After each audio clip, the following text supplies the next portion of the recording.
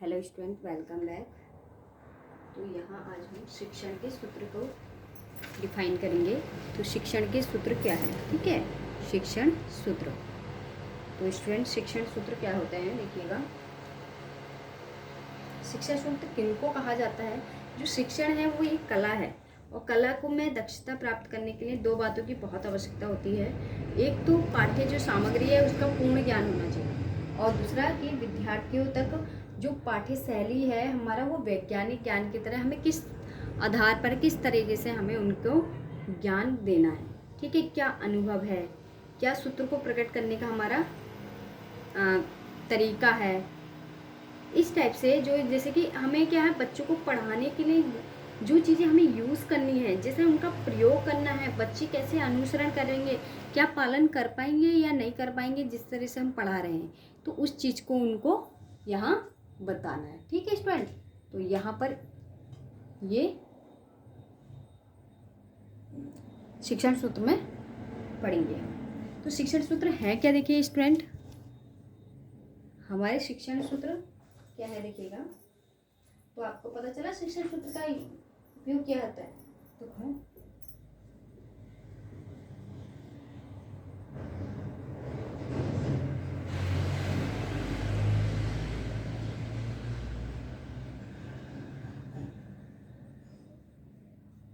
शिक्षण सूत्र, ठीक है। तो शिक्षण सूत्र सबसे पहले है ज्ञात से अज्ञात की ओर। ज्ञात से अज्ञात की का मतलब क्या है कि बच्चे को कितना आता है। ज्ञात से अज्ञात की ओर कि बच्चे को कितना आता है उसका, कि बच्चे ज्ञात की और, ठीक है। कि बच्चे को इसमें क्या बोला है कि प्राकृतिक में बच्चा जो है अज्ञात चीजें, अपरिचित चीजें रहती हैं, जिससे कि बच्चा क्या रहता है उनसे कभी भयभीत भी रहता है, कभी क्या होता है उनकी ओर आकर्षित भी होता है, और कभी उनसे परिचित नहीं हो पाता। तो बालक को ये पता है होना चाहिए कि उस दिशा में कि बालक को प्राकृतिक चीज़ें या फिर कितना, अगर वो क्लासरूम में आ रहा है इस स्टूडेंट, तो उसको कितना ज्ञात है, कितना पता है उस चीज़ों को। जैसे कि उसको पूर्व ज्ञान से रिलेटेड हम बात कर सकते हैं। ज्ञात से अज्ञात की ओर का मतलब है कि अज्ञात बिंदु को समझने के लिए आसानी है। जैसे कि मान लीजिए उसको पता है कि हम मुझे उसके बारे में कोई भी चीज़ है, कि बच्चे को इंग्लिश के बारे में कुछ नहीं पता, ई भी नहीं पता, तो उसको थोड़ा बहुत पता है कि हाँ ये इंग्लिश है, ए है, ये है, तो उससे रिलेटेड करके बच्चे को क्या आगे का ज्ञान देना। तो उसको क्या है, ज्ञात से अज्ञात की ओर हम बात करेंगे, ठीक है।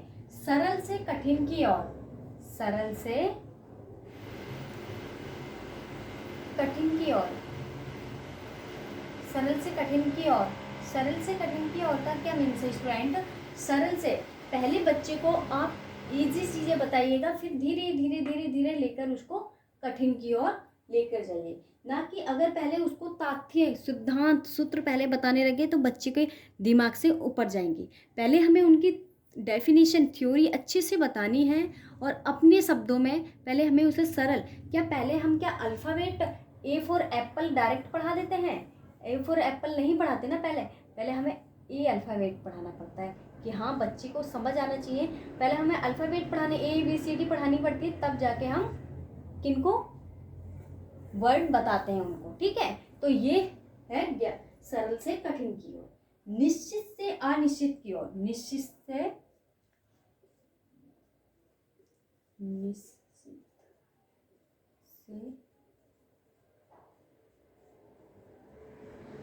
अनिश्चित। देखो निश्चित से अनिश्चित की ओर का मीन्स क्या है कि बालक की जो शिक्षण, अगर हमें शिक्षण को सफल बनाना है तो पहले निश्चित और अनिश्चित की ओर अग्रसर होना है, हमें आगे क्या बढ़ना है। पहले अगर हमें अपने शिक्षण को अच्छा बनाना है तो निश्चित से अनिश्चित की ओर आगे बढ़ना है। जैसे कि मान सकते हैं कि आपने कुछ विद्यार्थियों को निश्चित बातें, जो परखी हुई कुछ बातें हैं जिस पे विद्यार्थी हमेशा विश्वास करते हैं, कुछ ऐसी घटनाएं हैं जिस पर वो बच्चे क्या करते हैं, विश्वास करते हैं, और कुछ बातें ऐसी हैं जिन पर वो विश्वास ही नहीं करते, ठीक है। विश्वास ही नहीं करते। तो जैसे कि व्याकरण, अंकगणित हो गए, कुछ नियम और सूत्र के आधार पर कुछ प्रभावशाली तरीके से प्रदान किए जाते हैं। जैसे अनिश्चित बातों को, अनिश्चित तरीकों को हम किसके वैज्ञानिक तरीके से हम करते हैं। कभी कभी होता है ना, किसी चीज़ को लेकर उन बच्चों का क्या होता है, भ्रम स्टार्ट हो जाता है कि नहीं इससे ये हो सकता है, इससे ये हो सकता है। गांव में आपने देखा होगा निश्चित से अनिश्चित, कोई इतनी सी बात को इतना बड़ा बात बनाई जाती है, क्योंकि वो घूम फिर के बड़ी हो जाती है। तो पहले हमें क्या, निश्चित से अनिश्चित की ओर, तभी हम बच्चों को अच्छे से पढ़ा पाएंगे। विशिष्ट से सामान्य की ओर, क्या है, विशिष्ट से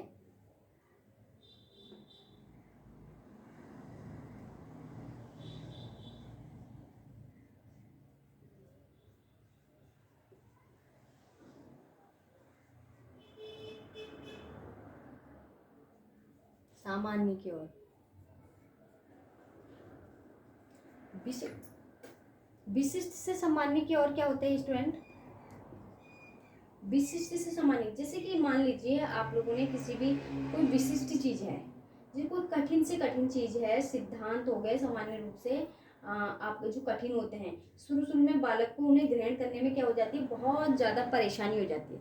विशिष्ट चीज़ें क्या होता है, बालक क्या होता है, ग्रहण नहीं कर पाता, मतलब उनको अपने अंदर नहीं डाल पाता। तो इसमें शिक्षक को क्या करता है, शिक्षण प्रारंभ के बाद उसे प्रस्तुत करना नहीं चाहिए, मतलब कि कभी भी इसे प्रारंभ में कभी भी नहीं करना चाहिए। जैसे मान लीजिए बच्चे को कठिन चीज़ें पसंद नहीं आती हैं, तो स्टार्टिंग में ना उसको बिल्कुल भी कठिन चीज़ें नहीं पढ़ानी है बच्चे को बिल्कुल सामान्य चीज़ों पर ले जाना है। फिर हम विशिष्ट से सामान्य क्यों, धीरे धीरे विशिष्ट से अध्यापक को क्या है, विशिष्ट चीज़ें, तथ्य, एग्जाम्पल की पहले जानकारी देनी चाहिए। पहले क्या है, अगर तथ्य दिए तो उनको एग्जाम्पल के थ्रू बढ़ाया जाए उन तथ्यों को, फिर उनको बच्चे को क्या होगा, वो चीज़ें सामान्य लगने लगेंगी। ठीक है, संपूर्ण से अंश की ओर, संपूर्ण से अंश की ओर,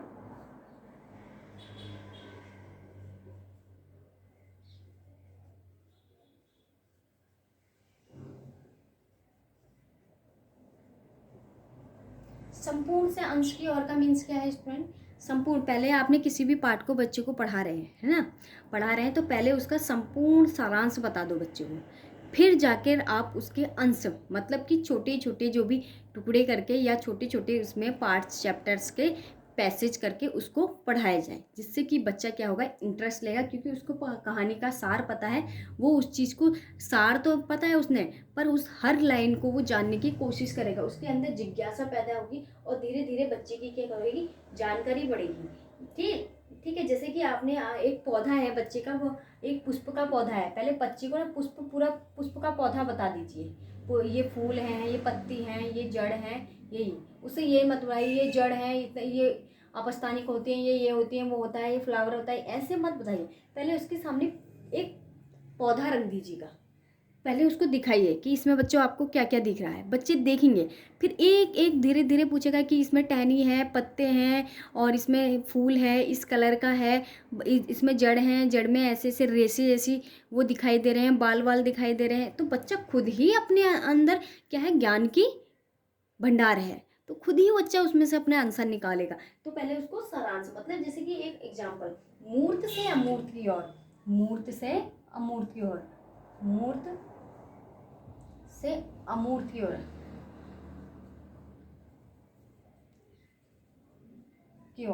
अमूर्त की ओर का मतलब क्या है स्टूडेंट, मूर्त से अमूर्त की ओर का मतलब क्या है, मूर्त चीजें वो प्रत्यक्ष चीजें, प्रत्यक्ष का मतलब दिखाई देगी, जो हमारे सामने है, जो सामने है, दिखाई देती है, मूर्त चीजें वो जो कि हमें दिखाई देती हैं। जैसे कि मेरे सामने क्या है, ये बच्चों बोर्ड है ना, ये दिखाई दे रहा है, तभी तो जाके मैं इसके बारे में सोच समझ रही हूँ। अमूर्त वो चीजें जो हमें दिखाई नहीं देती हैं। तो मूर्त चिंतन कौन करता है, जैसे कि आपने पढ़ा था जीन पियाजे का, आपने फर्स्ट उसमें पेपर में पढ़ा था, जीन पियाजे का सिद्धांत पढ़ा था ना, विकास का संज्ञानात्मक सिद्धांत, तो उसमें मूर्त से अमूर्त की ओर है। बच्चा क्या करता है, पहले मूर्त मतलब बच्चा पहले चीज़ों को देखता है, फिर जाके उसके बारे में चिंतन करेगा। जब उसने कोई चीज़ देखी ही नहीं तो वो उस चीज़ के बारे में चिंतन क्या करेगा, नहीं कर सकता चिंतन ना, तो पहले उसको चिंतन करना है। तो चिंतन कब करेगा, जब बच्चा बड़ा होता जाएगा धीरे धीरे, तब जाके।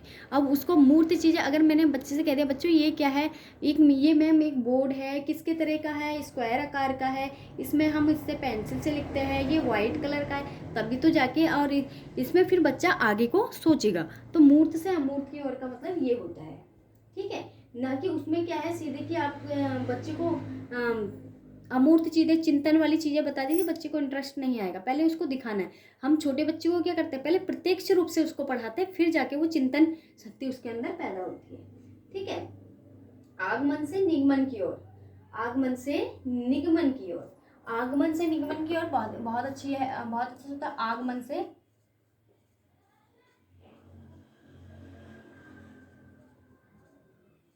निगमन की ओर,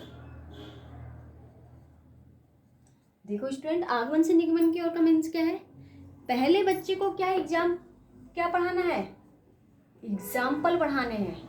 पहले बच्चे को किसी भी चीज़ का पहले सिद्धांत, आप पूरी थ्योरी दे दीजिए, सिद्धांत दे दीजिए, नियम दे दीजिएगा, पर बच्चे को पता ही नहीं है कुछ भी। पर नहीं, पहले आगमन में क्या कहता है कि पहले बच्चे को एग्जाम्पल पढ़ाना है, फिर जाके बच्चा सिद्धांत सीखेगा। तो आगमन का मतलब पहले उसमें क्या है, बच्चे को उसके एग्जाम्पल के तौर तरीके की, उसकी स्थिति क्या है बच्चे की, और क्या वो समझ पा रहा है, क्या नहीं समझ पा रहा है, पहले उसे क्या है, बच्चे को उसके सामने क्या कीजिए,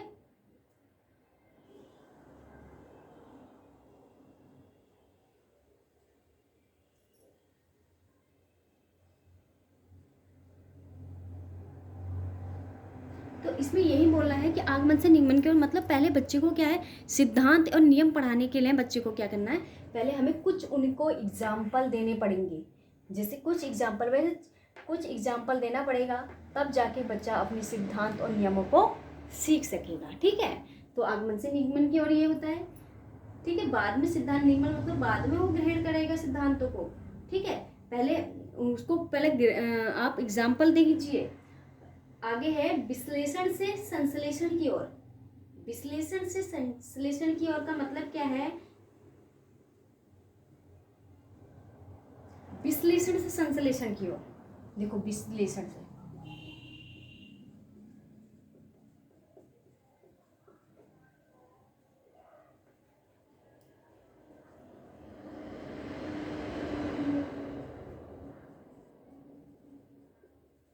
विश्लेषण से संश्लेषण की ओर का क्या मीन्स है, पहले एक चीज मैंने आपको क्या बताया, एक पौधा दे दीजिए बच्चे को, पहला बच्चा इसका एनालिसिस करेगा, विश्लेषण करेगा, है ना।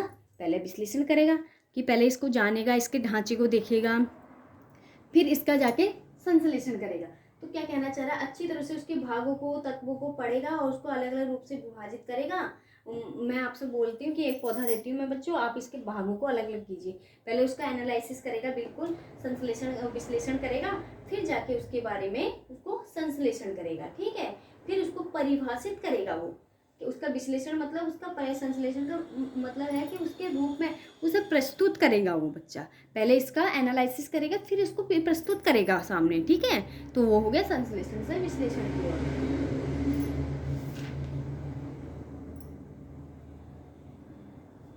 ठीक है स्टूडेंट, आप इतने है तो बहुत सारे, पर मोस्ट इम्पोर्टेंट आपको मैंने यहाँ पढ़ा दिए हैं, ठीक है। और एक इम्पोर्टेंट और भी है, ज्ञान इंद्रियां,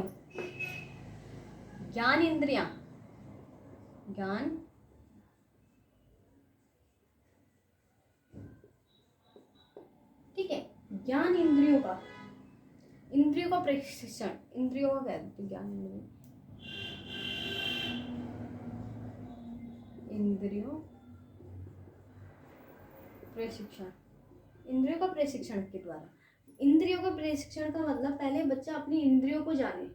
पहले हर चीज के 5 इंद्रियां होती हैं, आँख कान जो भी स्वाद ग्रहण करने के लिए, स्पर्श करने के लिए 5 इंद्रियां होती हैं। उनके द्वारा बच्चा क्या करता है, काफ़ी सारे अपने मस्तिष्क में कि इसका टेम्परेचर कितना है, ये गर्म है, ये ठंडा है, ये क्या, बच्चा अपनी ज्ञान इंद्रियों के अनुसार पढ़ना स्टार्ट करे पहले, तभी जाके हम इसको अच्छे से शिक्षण दे पाएंगे, ठीक है।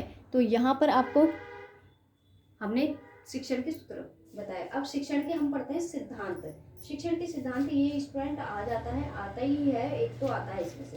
तो मोस्ट इम्पोर्टेंट क्वेश्चंस मैं आपको बता रही हूँ, ठीक है। देखिएगा, शिक्षण के सामान्य सिद्धांत क्या है। सिद्धांत।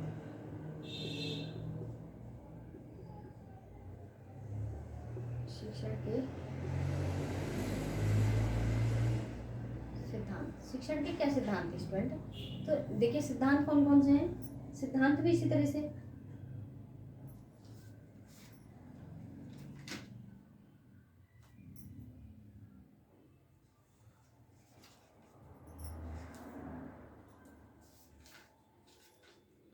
चलिएगा, सामान्य सिद्धांत हम इसमें पढ़ते हैं। शिक्षण के क्या सिद्धांत हैं? स्व क्रिया का सिद्धांत। स्व क्रिया, स्व मतलब स्वयं और क्रिया मतलब काम करना, या स्व क्रिया का सिद्धांत। स्व क्रिया का सिद्धांत क्या होता है कि बालक जो है अगर उसका विकास चाहिए तो वो स्व क्रिया करे। बालक क्या है, संसार में रह रहा है तो उसके अंदर कुछ मूल प्रवृत्तियां होती हैं, है ना, उसके अंदर कुछ उसका जो विकास हो रहा है, जो उसका मस्तिष्क है वो क्रियाशील रहे। तो और वो क्या करे, अपनी अच्छी ढंग से वो अपना विकास या सीखने के लिए उसको अपना सक्रिय होना पड़ेगा, एक्टिव होना पड़ेगा, और उसको स्वयं ही क्रिया। आपको बताया था, रूसो ने बताया कि बालक को, जॉन डीवी ने बताया था और रूसो ने बताया कि बालक को प्राकृतिक में छोड़ दीजिए, वो अपना स्व क्रिया के द्वारा खुद सीखेगा। तो स्व क्रिया का सिद्धांत ये कहलाता है। प्रेरणा का सिद्धांत। प्रेरणा का सिद्धांत। प्रेरणा का सिद्धांत क्या कहता है कि व्यक्ति को अगर प्रेरणा देनी है तो उसको आंतरिक प्रेरणा दीजिएगा, बाहरी प्रेरणा से नहीं। आंतरिक शक्ति जब बालक का विकास, आंतरिक मन उसका मजबूत होगा, आंतरिक शक्ति उसकी डेवलप होगी, तब जाके वो आगे कुछ कर पाएगा। तो प्रेरणा का सिद्धांत क्या कहता है कि बालक को अगर क्रियाशील बनाना है, अगर उसको लक्ष्य प्राप्ति करनी है, तो उसको क्या कीजिए, उसकी आंतरिक शक्ति को जागरूक कीजिए, उसको प्रेरणा दीजिए, उसे जन्मजात जो उसकी प्रवृत्तियां हैं उनको जागरूक कीजिए, उनको बताइए। उसकी जन्मजात कई सारी ऐसी गॉड गिफ्ट होते हैं बालक को कि खाली मोटिवेट करने की जरूरत पड़ती है, ठीक है, और बच्चा खुद सीखता है। एक है अनुभव का सिद्धांत। अनुभव,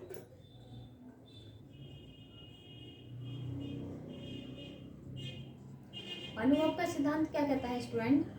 अनुभव का सिद्धांत कहता है कि जो बालक है, बालक अतः वो क्या है, खुद अपना आप सीखेगा, एक्सपीरियंस के अनुसार सीखेगा। कि बालक को अगर आपने उसके सामने रख दिया, ठंडा गर्म रख दिया, कि बालक ने अगर उसको टच किया तो उसको पता चल जाएगा दूसरी बार कि ये गर्म है, मुझे हाथ नहीं लग रहा, उसको अनुभव हो जाएगा कि ये गर्म है। तो बच्चे को क्या है, प्राकृतिक में रहकर और बच्चे को प्रेरणा के अनुसार अनुभव भी होना बहुत जरूरी है।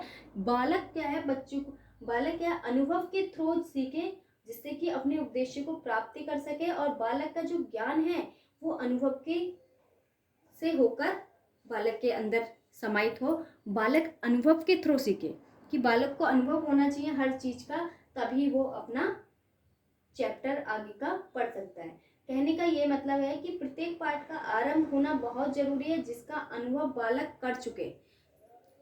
कोई भी चैप्टर है उसका अनुभव होना बालक को बहुत जरूरी है। जैसे मैंने आपको बताया कि संपूर्ण अंश की ओर पहले बालक को क्या उसका अनुभव कराइए, पहले संपूर्ण चीज का सारांश बता दीजिएगा, तो बालक अनुभव करके फिर जाके वो अंश की ओर उसको और आगे से जानने की कोशिश करेगा, उत्सुकता बढ़ेगी। तो मानसिक तैयार। सो उद्देश्य का सिद्धांत। उद्देश्य का सिद्धांत कि बालक को अगर हम पढ़ा रहे हैं, अगर बालक को शिक्षण दे रहे हैं, तो क्या होना चाहिए, उसका उद्देश्य होना चाहिए, लक्ष्य होना चाहिए बालक का, ठीक है, जिससे कि वो क्या करे, उसको लक्ष्य ना, अगर कोई लक्ष्य नहीं होगा तो बालक की जो सक्रियता होगी वो निष्क्रिय हो जाएगी, एक्टिव नहीं रहेगा बालक को।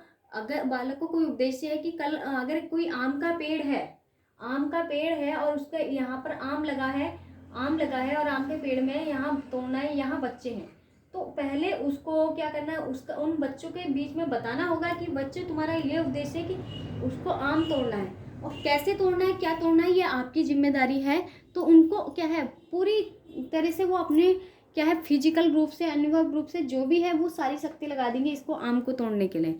क्यों? क्योंकि उनको उनका एक मेन उद्देश्य है कि मुझे इस पेड़ से आम तोड़ना। तो बच्चे को क्या है, एक उद्देश्य के थ्रू उनका होना चाहिए। रुचि का सिद्धांत, ये मोस्ट इंपोर्टेंट सिद्धांत बता रही हूँ मैं, ठीक है, रुचि का सिद्धांत। देखो रुचि का सिद्धांत क्या कहता है, रुचि का कि बालक को उस तरह से पढ़ाइए, बालक का मन तभी लगेगा पढ़ने में या शिक्षण में जब उसको रुचि होगी।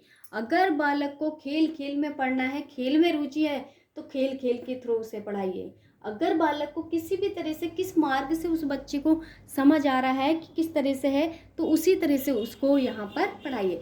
तो रुचि का सिद्धांत क्या कहता है बालक के लिए कि बालक को जिस सब्जेक्ट और जिस उसकी प्रतिभा को अगर बाहर लाना है तो उसके रुचि होना बहुत अति आवश्यक है। अगर कोई भी सब्जेक्ट आपको पढ़ाना है कि बालक को रुचि आनी चाहिए। अगर आपको मैथमेटिक्स पढ़ाना है, अगर आपको अंक गणित ऐसे पढ़ाए जा रहे हो, बालक को कोई रुचि नहीं होगी। पहले उसके अंदर रुचि जागरूक करने के लिए जो उस तरीके अपनाता है, बालक को अगर खेल खेल में पसंद है तो उसे खेल खेल में काउंट सिखानी पड़ी, तब जाके वो उस सब्जेक्ट में रुचि लेगा। ठीक है, तो रुचि का सिद्धांत। आगे है स्वतंत्रता का सिद्धांत। स्वतंत्रता का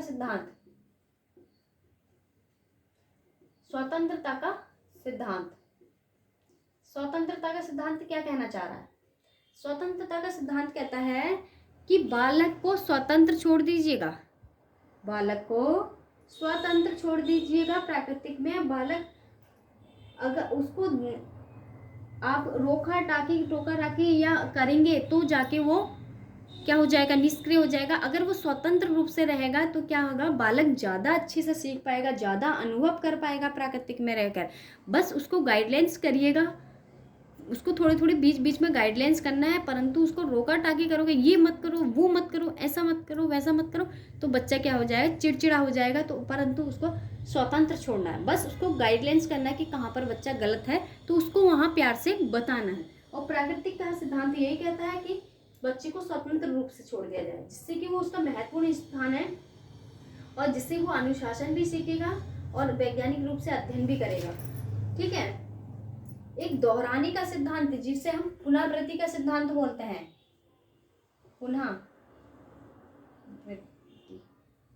पुनरावृत्ति का सिद्धांत, इसको दोहराने वाला सिद्धांत भी बोलते हैं। पुनरावृत्ति का मतलब कि बार बार बच्चे को दोहराना। कोई भी चीज अगर बालक को पढ़ाया जा रहा है तो उसका अभ्यास कराना बहुत जरूरी है। अभ्यास का सिद्धांत भी हो सकता है स्टूडेंट, ठीक है। इसके अंदर अभ्यास का सिद्धांत, दोहराने का सिद्धांत, पुनरावृत्ति। बार बार बालक को उस चीज को पुनरावृत्ति करनी चाहिए, जिससे कि क्या हो, उसको बार बार अभ्यास, रटना नहीं है, सिर्फ उसको बार बार उसको क्या है, उसको अगर आगे उसको पढ़ना है तो क्या है, उसे जरूरी भागों को या जरूरी चीजों को, पाठ चैप्टर को, उनको आवृत्ति करना बहुत जरूरी है। कठिन चैप्टरों को उनसे सरल चैप्टर बनाने के लिए उनको पढ़ना बहुत जरूरी है, क्योंकि एक टाइम ऐसा होता है कि बच्चा कठिन लगता है वही चैप्टर, और आने वाले टाइम में वो जब दोहराने लगता है तो उसे बहुत इजी लगने लगता है ना, इजी लगने लगता है। तो ये पुनरावृत्ति का सिद्धांत वहाँ पर काम आता है। व्यक्ति विभिन्नता का सिद्धांत। व्यक्ति विभिन्नता का सिद्धांत क्या कहता है स्टूडेंट? विभिन्नता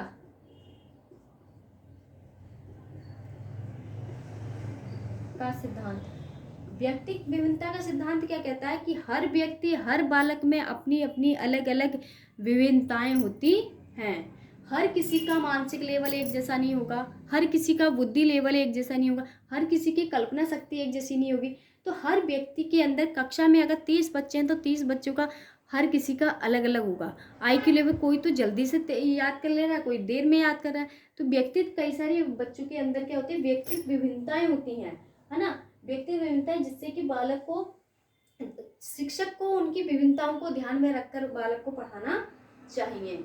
अधिगम और जिससे कि क्या होता है, इसमें क्या होता है कि शिक्षण भी प्रभावशाली बनता है। एक है इसमें सहसंबंध का सिद्धांत। सहसंबंध का सिद्धांत क्या कहता है? सहसंबंधता का सिद्धांत क्या कहता है? सहसंबंधता का सिद्धांत देखिए स्टूडेंट, वो ये कहता है कि किसी भी विषय को, कोई भी विषय को लें और उसको स्पष्ट रूप से रखें। जैसे कोई सामाजिक विज्ञान है या कोई भी उसका प्रकरण है या कोई भी पाठ है, उसको स्पष्ट कर देना चाहिए। मतलब एक विषय को दूसरे विषय से मिलाकर पढ़ाना चाहिए। तो सहसंबंधता का सिद्धांत क्या है? कोई भी हम सब्जेक्ट पढ़ा रहे हैं तो हमें क्या है, एक सब्जेक्ट से दूसरे सब्जेक्ट को मिलाकर उसको जोड़कर वहाँ पढ़ाना चाहिए, जिससे कि बच्चे को क्या लगे, कठिन ना लगे और वो उससे रिलेटेड होकर पढ़े, और उसको स्पष्ट रूप से वहाँ पढ़ाना चाहिए। ठीक है, विज्ञान हो या कला हो, सामाजिक विज्ञान हो, इन विषयों के साथ क्या है, स्पष्टता करनी चाहिए।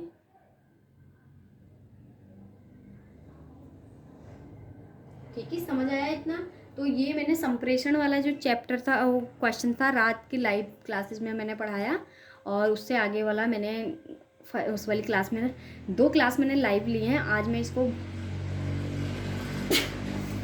मैंने आपके वीडियो क्लासेस डाल दी, क्योंकि बहुत सारे बच्चे स्टूडेंट क्या होते हैं लाइव क्लास नहीं ज्वाइन कर पा रहे हैं, जिससे कि क्या हो रहा है कि स्कूल भी हो रहा है कुछ टीचरों का, और ये यहाँ आपको मैंने शॉर्ट में बता दिया, ये सिद्धांत तो ये सूत्र है, ये आते ही आता है, लॉन्ग में भी और शॉर्ट में भी आ जाते हैं।